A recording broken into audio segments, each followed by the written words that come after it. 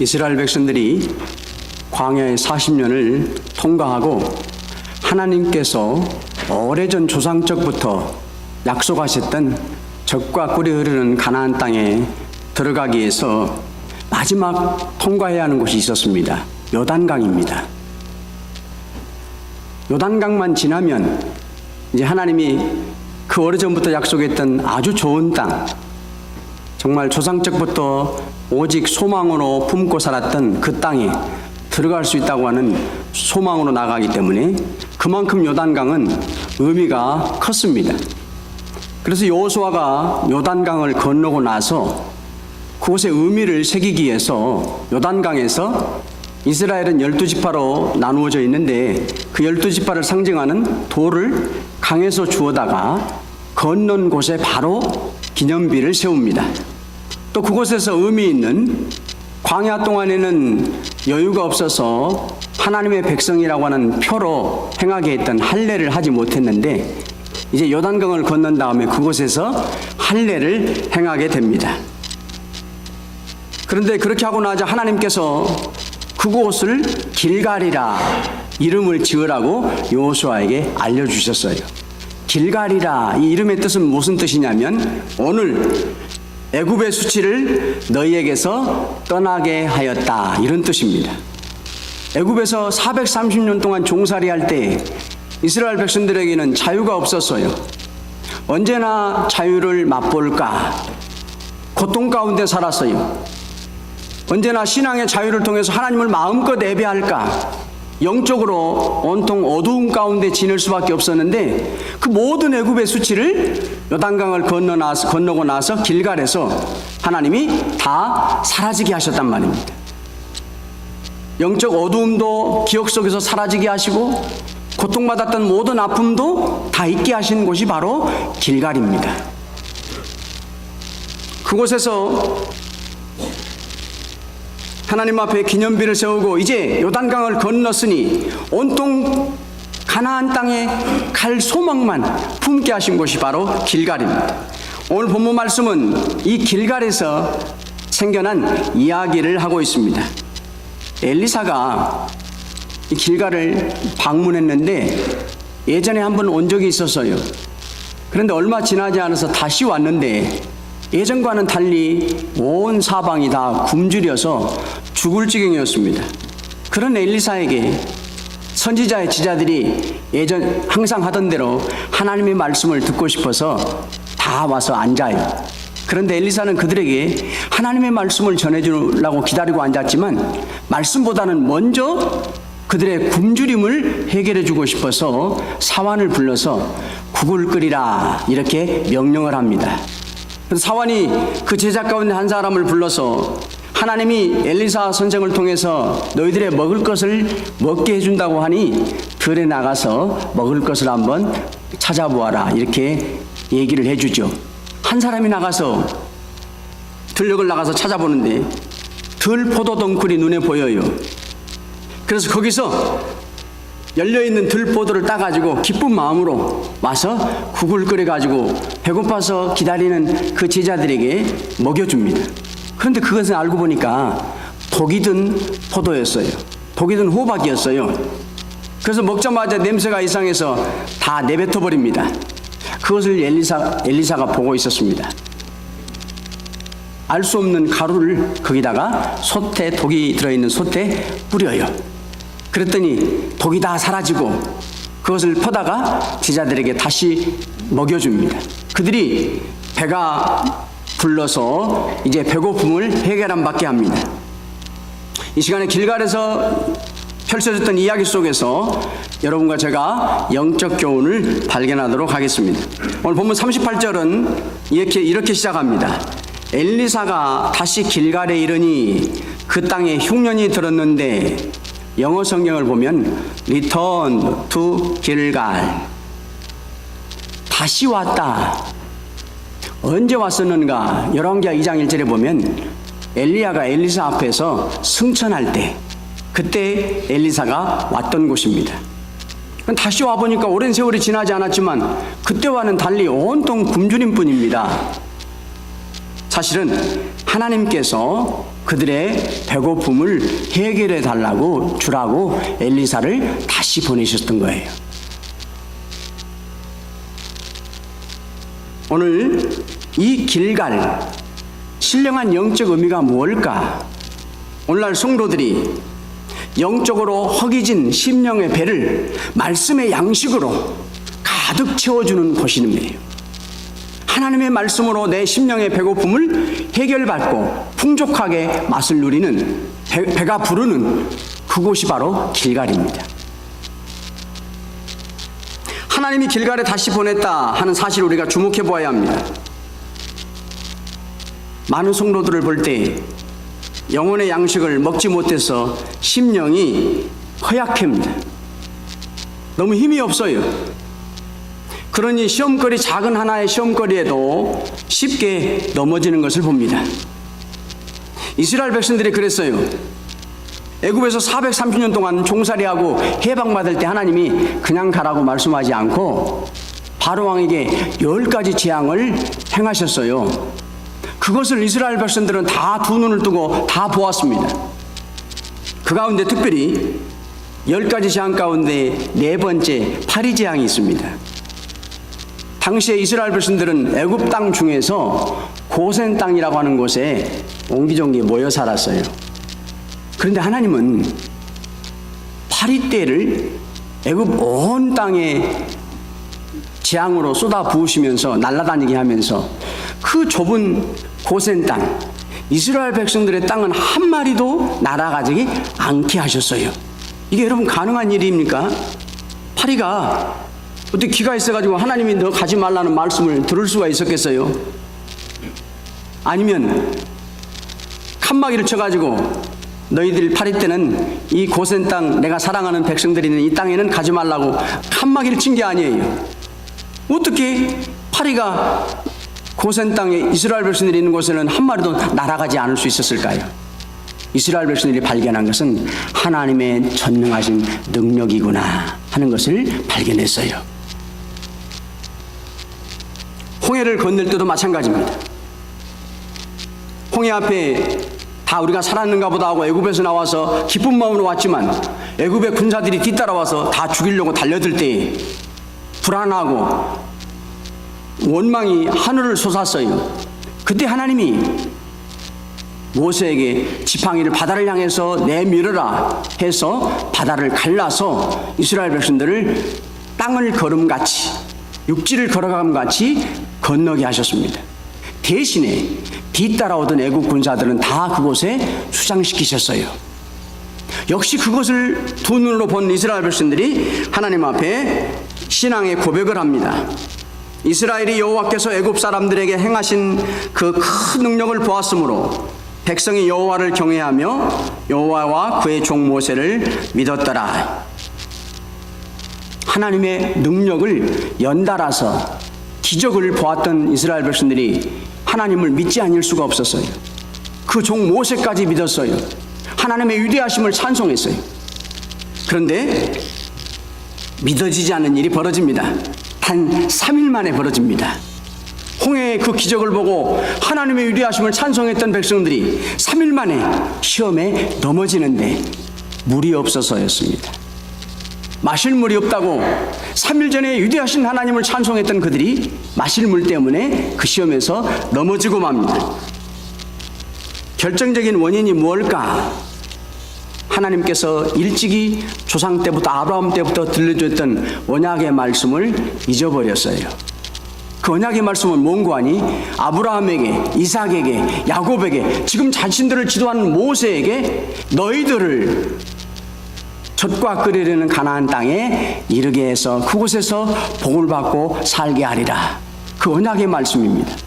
지금 모세를 통해서도 몇 번에 걸쳐서 가리라 하고 말씀을 들었어요. 생각해 보십시오.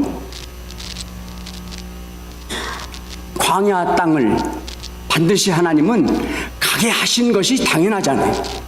그래야 약속하셨던 가나안 땅에 갈 수가 있기 때문입니다. 지금 물이 없어도 어떻게든 하나님은 물을 마시게 해서 가나안 땅에 가게 하겠다고 약속하셨기 때문에 거쳐가는 이 광야의 길은 당연히 가게 하실 터인데 그 약속의 말씀을 잊어버렸어요. 여러분과 저에게 교훈해 주시고 있습니다. 지금껏 들었던 많은 말씀을 우리가 흘러 떠내려 보내지 않는 것은 당연하고 그 말씀을 내 심령 속에 묵상하고 깊이 새겨서 그 심령이 나를 만들어 나가지 아니하면 여러분과 저도 얼마든지 작은 시험 하나에 넘어질 수 있다는 거예요. 우리가 작은 시험에도 넘어질 수 있는 비결이 뭘까? 성경에 보면 하나님은 길갈에서 지금까지 광야 40년 동안에 날마다 하늘에서 만나를 내려서 먹게 하셨는데 이제 멈추게 하셨어요. 그러면서 뭐라고 하냐면 너희들은 이제 이 땅에 가나안 땅에 소출을 먹어라 이렇게 말씀하십니다. 스스로 농사를 지어서 거두어서 양식을 먹고 살으라는 겁니다. 사랑하는 성도 여러분, 지금까지 여러분들은 하나님의 말씀을 내가 듣고 싶은 것만 골라서 들었다면 이제는 하나님이 여러분에게 필요한 말씀을 들려주는 말씀을 들을 수 있어야 되는 거예요. 지금까지 여러분들 교회 생활을 좀 편하고 넓은 길을 걸어오셨다면 이제는 좁고 불편한 길을 걸어가 보셔야 됩니다. 그래야 하나님의 말씀을 통해서 내가 만들어지고 그 말씀이 내 신비에 깊이 새겨지는 체험의 역사가, 연단의 역사가 이루어지게 되는 겁니다. 어쩌면 핍박이나 환난이나 이러한 길들은 여러분과 제가 피해왔을 수 있습니다. 이제는 얼마든지 괜찮다고 그 길을 가면서 예수 그리스도의 고난의 흔적을 내 심령 속에 남길 수 있는 길을 가는 자가 되어야 됩니다. 그래야 어떠한 시험에도 넘어지지 않고 견고한 성도로 우뚝 설 수가 있게 됩니다. 엘리사가 지금 방문하는 길가에는 엘리사 앞에 앉아있는 제자들 말고도 더 많은 백성들이 굶주리고 있었습니다.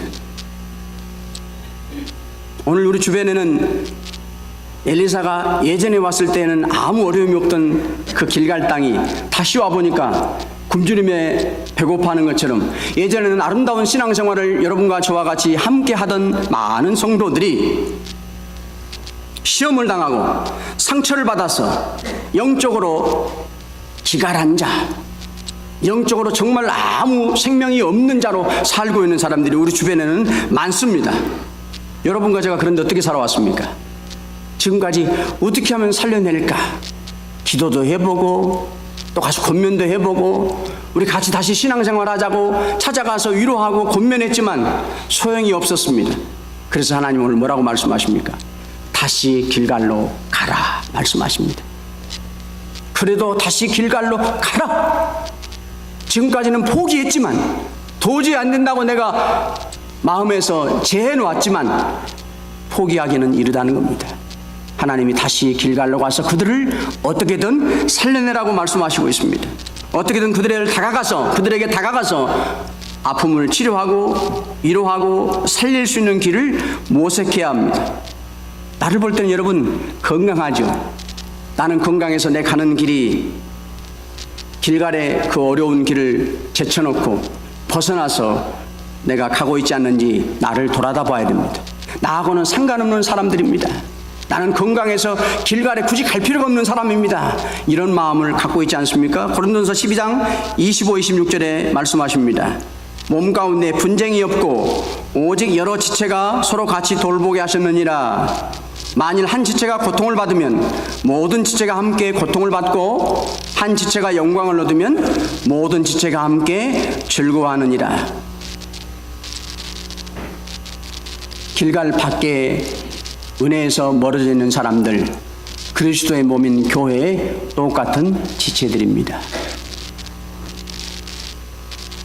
혹여나 나하고는 상관없고 내가 할 만큼 다 했고 더 이상 나의 책임이 아니라고 여기고 있다면 오늘 말씀을 통해서 다시 돌이켜 길갈로 돌이킬 수 있는, 돌아갈 수 있는 여러분과 제가 모두 될 수 있기를 바랍니다.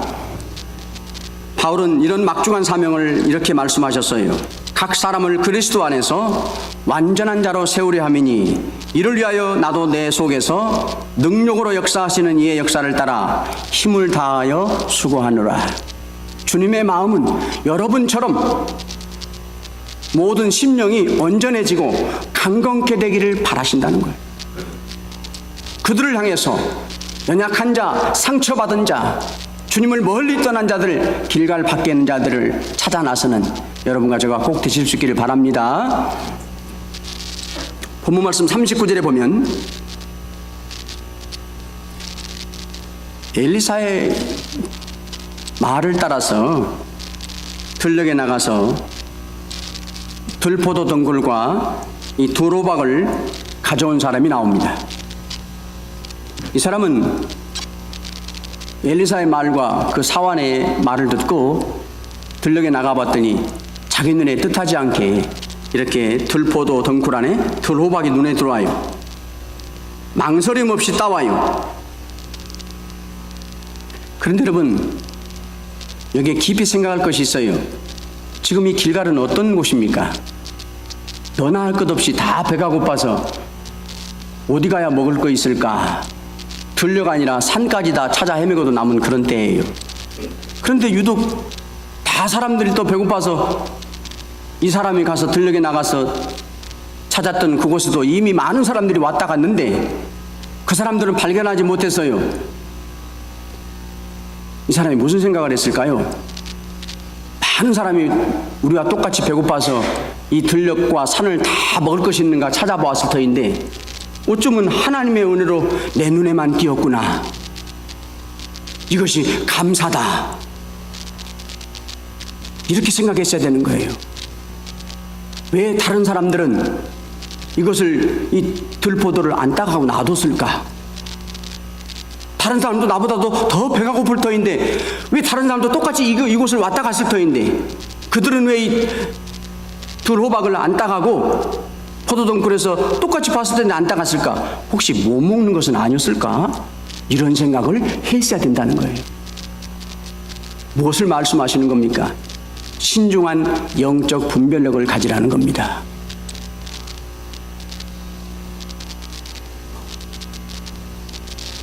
이 사람은 어떻게 하면 모인 제자들에게 빨리 가서 배고픈 그들에게 엘리사의 말씀을 따라 국을 끓여서 먹일까? 그 생각에 몰두한 나머지 결국 그들에게 독이 든 호박을 먹이고 말았음을 발견하게 됩니다. 너희는 이 세대를 본받지 말고 오직 마음을 새롭게 함으로 변화를 받아 하나님의 선하시고 기뻐하시고 온전한 뜻이 무엇인지를 분별하도록 하라. 여러분, 영적 신중한 분별력, 어떤 일을 하면 나에게 유익을 가져다 주는 것이 분명하지만 한 번 더 믿음의 마음으로 생각해야 돼요. 내 영혼에 손해를 주는 것은 아닐까? 내가 하나님의 은혜로 받은 것이 분명해요. 그런데 그로 인해서 주님의 영광을 가로채면서 살며시 내 이름을 드러내는 것은 아닌가? 믿음의 마음으로 또 생각하고 나를 살펴보라는 겁니다. 신중한 영적 분별력을 교훈하고 있습니다. 본문 39절 끝에 보면 두로박을 따다가 끓여서 먹게 되는 그 제자들, 그들도 아무것도 모른 채 먹었다고 말씀하고 있습니다. 그들은 무엇인지 알지 못한지라. 왜 이들이 독이 든 호박인데도 불구하고 아무것도 모른 채 먹었을까요? 배고픔 때문입니다. 무엇라도 먹을 것만 있으면 무엇라도 배가 고픈데 앞뒤를 칠 생각이 없어요. 여러분이 만일에 삶의 문제에 절박함을 당하면 하나님의 말씀에 대해서 무엇에 대해서 듣고 싶어하고 간절하게 열망하냐면 내 육체의 소욕을 채워줄 말씀을 듣고 싶어해요. 그것만을 갈급해해요. 어떻게 하면 내 이 문제를 해결해 줄 말씀을 받을까? 내 육체의 욕심을 이룰 수 있는 절박한 문제를 받을 수 있는 말씀만 갈급하고, 그러다가 그 말씀을 먹을 때 감사의 눈물을 흘리지만 그것을 덥석 받아 먹으면 내 영혼은 궁극적으로 꼭 병이 나는 것을 알아야 합니다. 오늘 이 제자들은 너무나 배가 고파서 저것이 두로박이고 독이 든 것도 따지지 않고 아무 생각 없이 배고픔 때문에 덥석 먹어서 독을 먹게 됐던 겁니다. 여러분, 이 들에 나간 사람은요, 분명히 하나님께서 엘리사를 통해서 먹을 것을 주라는, 나가면 있을 거라는 그런 명령을 받고 나갔습니다.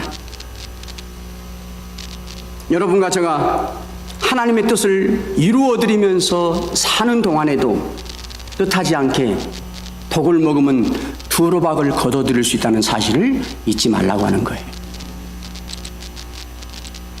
오늘 보면 40절에 보면 두로박은 죽음의 독이라 그렇게 말씀했습니다. 여러분과 제가 하나님을 위해서 명령을 따라 순종하면서 수고를 다하지 않고 오고 있습니다. 주님 교회를 위해서 헌신의 삶을 전폭적으로 쏟았습니다. 진리의 말씀을 지키느라고 어떤 어려움도 다 감내했습니다. 그런데 결과는 정반대로 나에게 주어지실 때가 있다는 거예요. 쓴 독과 같이 내 손에만 끼치는 그러한 삶의 형편이 내 앞에 열려질 수 있다는 거예요.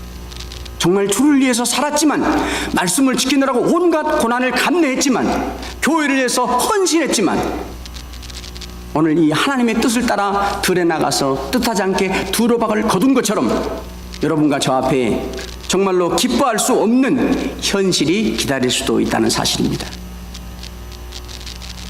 그런데 실망하고 체념하기에는 이릅니다. 오늘 보면 41절에 보면 엘리사가 그 못 먹게 된 독이 든 호박을 먹을 수 있는 단호박으로 바꿔줘요. 시편 37편 24절에 보면요, 의인은 넘어지나 아주 엎드러지지 아니하고 여호와께서 그의 손으로 붙드시기 때문이다. 25절에 내가 어려서부터 늙기까지 의인이 버림을 당하거나 그의 자손이 걸시감을 보지 못하였도다. 여러분과 제가 독이 든 호박을 받아들일 때가 있을지라도 의인의 길, 여전히 믿음을 지키고 말씀을 순종하는 길을 가면 하나님께서 반드시 두로박을 잠시 거두었지만 먹을 수 있는 단호박으로 바꿔주신다는 거예요.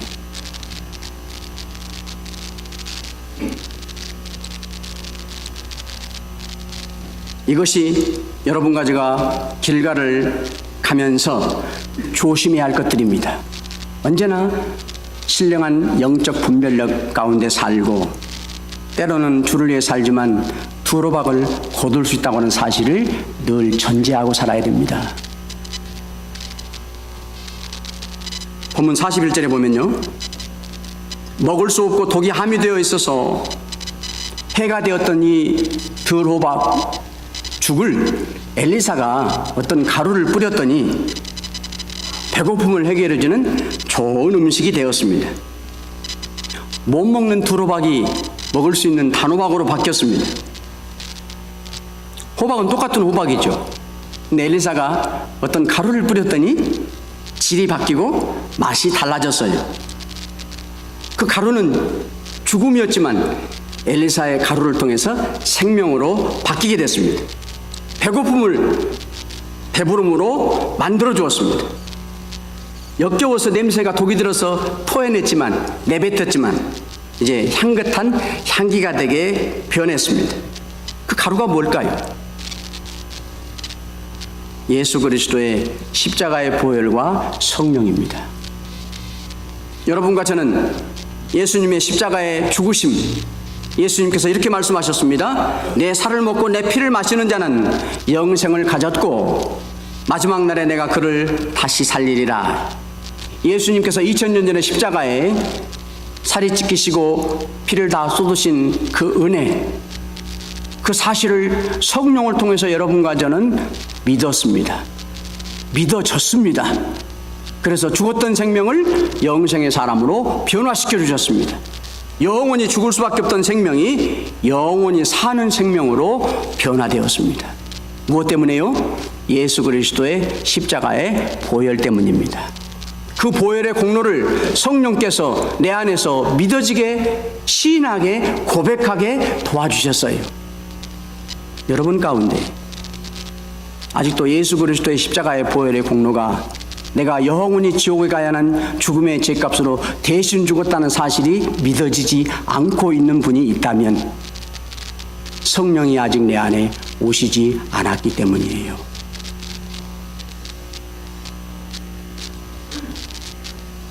성령이 내 안에 오셔서 나도 예수의 십자가의 보혈이 믿어지게 하시사 교회 생활이 자원함이 되게 하옵소서. 나도 교회를 위해서 다른 성도들과 같이 기쁨으로 헌신한 사람, 그런 시간을 맞이하게 해 주옵소서. 이런 기도가 그러한 성도들에게는 있어야 합니다. 여러분과 저는 예수의 보혈을 믿음으로 영생의 사람이 되었기 때문에 이제는 예수의 십자가의 능력을 힘입고 살고 예수 이름의 권세를 통해서 사탄도 이기고 세상도 이기고 가장 어려운 내 자신도 이기는 이러한 믿음의 길을 걸어갈 수 있어야 합니다. 그 비결이 뭘까요? 성전에 날마다 정해진 시간마다 와서 기도하다가 태어나면서부터 걷지 못한 사람을 향해서 베드로가 요한이 외칩니다. 예수 그리스도의 이름으로 일어나 걸으라. 예수의 이름으로 명하니 걸어라. 베드로와 요한이 외칠 때 이 사람은 태어날 때부터 걷지도 못했지만 벌떡 일어나서 찬송하고 뛰며 교회에 들어가게 됩니다. 우리가 예수의 생명으로 사는 자, 예수 이름의 권세를 사용할 수 있는 자, 예수의 능력이 내 안에서 나갈 수 있는 자는 뭔가? 여러분과 제가 기도하는 사람이에요. 기도할 때, 내 죄를 회개하면서 기도할 때, 나의 부족과 허물을 붙들고 애통해 할 때 주님이 내 안에 십자가의 능력을 흘러나가게 역사해 주십니다. 그런가 하면 성령에 대해서도 우리가 귀를 기울여야 됩니다. 또 내 영을 너희 속에 두어 너희로 내 율례를 행하게 하리니 너희가 내 규례를 지켜 행할지라. 여러분과 저는 하나님의 말씀을 많이 들었습니다. 많이 배웠습니다. 근데 뭐라고 말씀하시냐면 배운 것 같고 들은 것 같고는 온전치 못하다. 그 말씀을 직접 행하는 자가 돼야 된다. 무엇으로? 성령이 나를 도우실 때, 성령이 내 안에서 역사해 주실 때 들었던 말씀이 행할 수 있는 자리까지 나가게 하신다는 거예요. 왜 이게 중요합니까? 내 영혼이 시들시들해서는 안 되거든요. 작은 시험만 해도 넘어지지 않기를 원하시는 하나님, 내 영혼이 강건케 우뚝 서야 되는데 그것은 하나님의 말씀을 들었고 배웠던 것을 직접 행하는 자리까지 나아가지 아니하면 내 영혼이 강하게 될 수가 없기 때문입니다. 그 비결이 바로 성령의 능력 가운데 사로잡히는 성도가 되어야 됩니다. 특별히 주님 교회를 위해서 헌신의 마음으로 나아갈 때 성령은 내 안에 충만케 역사하십니다. 어떻게 하면 내가 교회를 위해서 좀 더 헌신하고 좀 더 열심을 품고 신앙생활을 잘할까, 이런 간절한 열망을 품을 때 성령이 여러분들을 도우셔요. 기도를 해도 감사의 기도도 소중하지만 정말 끊지 못하는 죄를 붙들고 간절히 처절하게 기도할 때 성령이 내 안에 충만케 역사하셔요. 마지막 본문 41절에 보면 독이 든 호박이 든 솥에 엘리사가 가루를 뿌린 다음에 말합니다.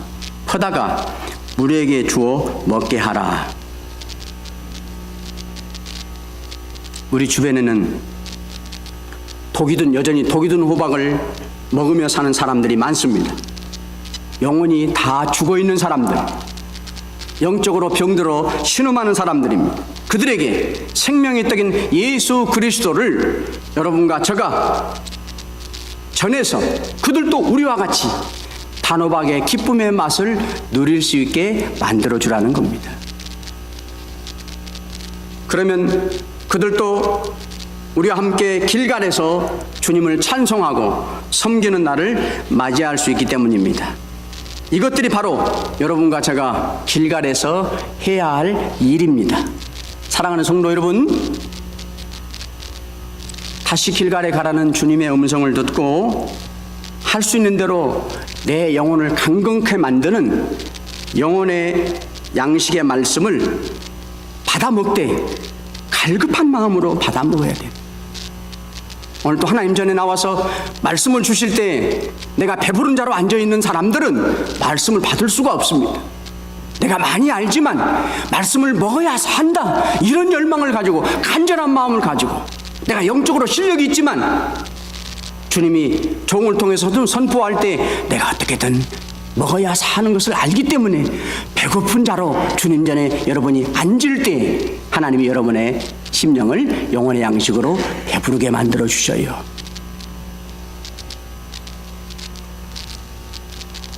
말씀을 따라 살지만 때로는 못 먹을 호박을 거둘 수가 있다는 사실입니다.